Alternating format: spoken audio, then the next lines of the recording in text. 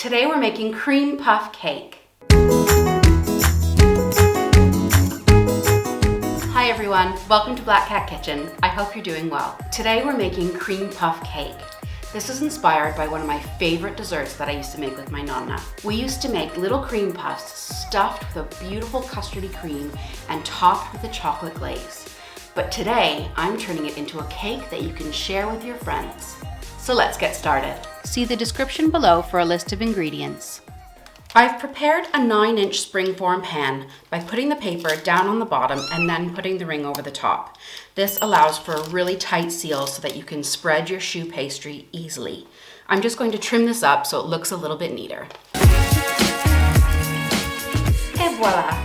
Preheat your oven to 200 degrees Celsius or 400 degrees Fahrenheit. If you have a fan oven, 180 degrees Celsius is what you're looking for. We're going to melt 80 grams of butter. Salted or unsalted is fine here. Now that our butter is melted, we're going to add in 100 milliliters of whole milk, 100 milliliters of water, and half a teaspoon of salt. While that's coming up to a boil, we'll take 150 grams of plain flour and add in 1 teaspoon of baking powder. And just give that a little stir. Now that our butter mix is nice and bubbling and boiling, we're going to add in our flour. And just give it a really good whisk and keep whisking and cooking on medium heat until the flour cooks out and it starts to form a ball. And now that it's all come together, we're going to take it to the side and let it cool. I'm going to move it into a separate bowl to cool faster. And because we're going to beat some eggs into this, I'm moving it straight into my mixing bowl. A great tip for your paste to cool faster is just to spread it up the sides of the bowl. This allows for more surface area and it allows it to cool much, much quicker. To your pot, add 2 eggs. I'm using large eggs here. 150 grams of sugar, and we're going to whisk this together until it's all incorporated. This is off the heat. To this, we'll add 100 grams of flour,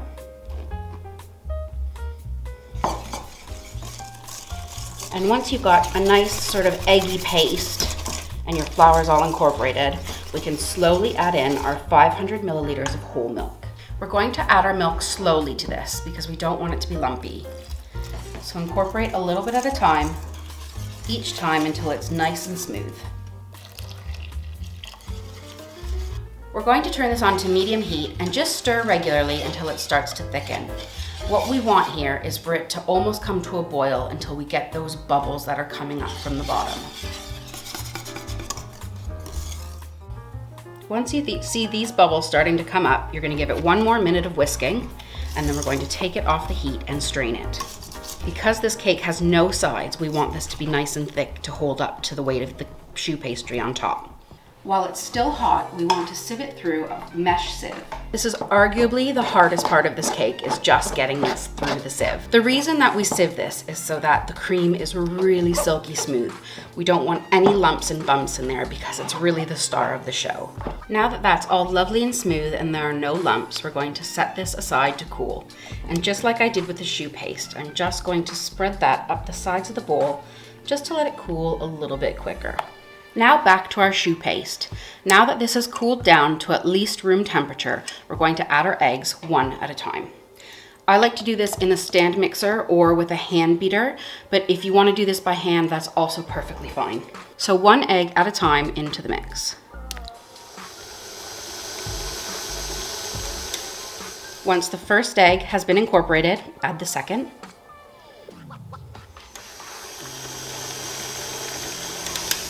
And now is when you want to make sure your sides get scraped down so everything gets evenly mixed together.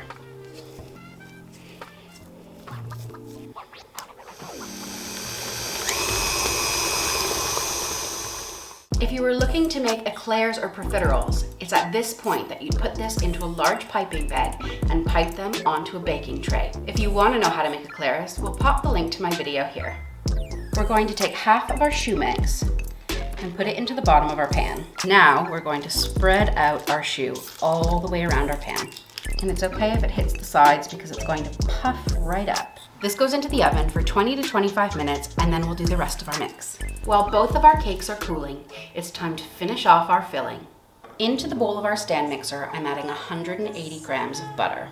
This is very soft butter, and with my whisk attachment, I'm going to whisk this until it's nice and fluffy. Now we're going to add in our custardy filling. The reason we do this is the butter provides a little bit of stability to the custard. It also adds an extra creaminess since there's no cream in our custard. And to this, we're going to add 2 teaspoons of pure vanilla extract. You can add any extract you like, but vanilla is traditional. And just mix it all together. You can see how that butter has just elevated and lightened that custard. It's so creamy and the vanilla is so fragrant. And I've used salted butter in my custard because I like the way that the salt really brings out the sweetness. Now we'll just set that aside until our cakes are completely cooled. So that's been about 25 minutes. It's got a nice rise on it, and that will sink back down, and that's where all of our custard will sit. I'm gonna take this out of the pan and get the rest of our mix back in the oven. Be sure to cool your layers on a rack so that you don't get condensation underneath. Now that these have cooled completely, we're going to fill them with our custard cream. Just going to spread it out until it comes right to the edges. You want that little bit of cream just to peek through when you've put the top layer on. I finely chopped 180 grams of dark chocolate in my food processor, but you can chop this by hand. And to this, I'm adding 2 tablespoons of clear corn syrup. This will provide a really glossy finish on your chocolate. We're going to heat up 120 milliliters of heavy or double cream. I've turned my cream on to medium-high. Once the cream's bubbling, pour it over your chocolate and let it sit for 1 to 2 minutes until it really starts to melt that chocolate down. Now give it a stir and get all of that chocolate melted. You can see that corn syrup adds such a nice gloss to it. And there it is, lovely, glossy, and all melted.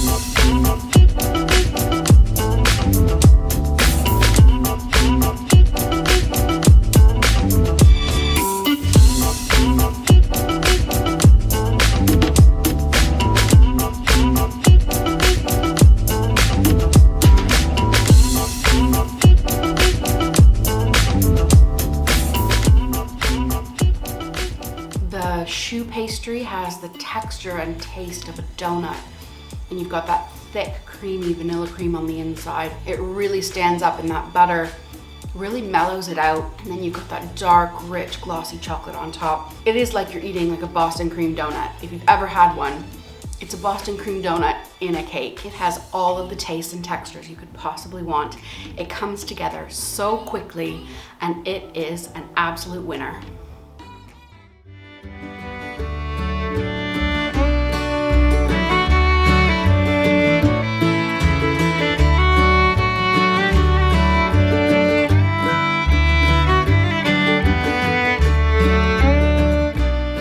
Thanks so much for watching. Make sure to like, subscribe, and comment down below.